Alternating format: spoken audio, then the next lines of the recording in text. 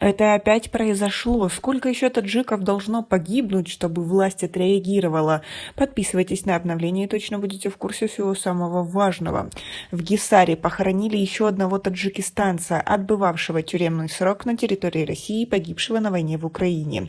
Гроб с телом 27-летнего Зульфикора Мухидинова был доставлен из Москвы в Таджикистан 22 января. Он был единственным сыном в семье.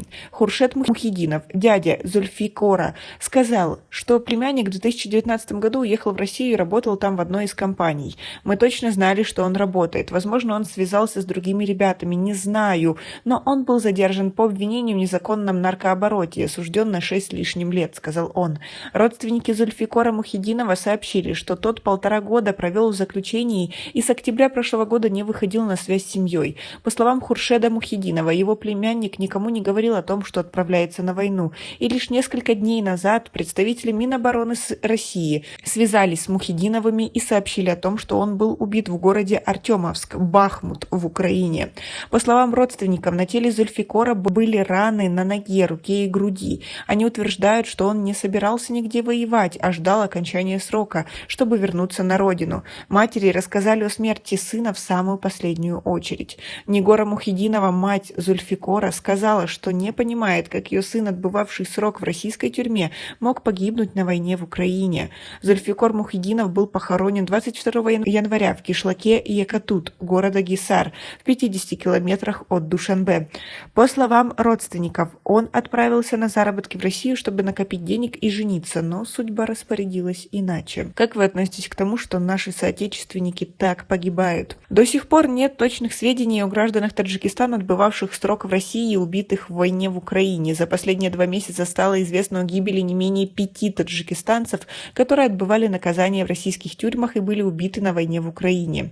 Один из них, 47-летний Булбул Давлатшоев из района Дусти Хатлонской области, по словам близких, с 2007 года отбывал наказание в тюрьме Санкт-Петербурга за незаконный оборот наркотиков.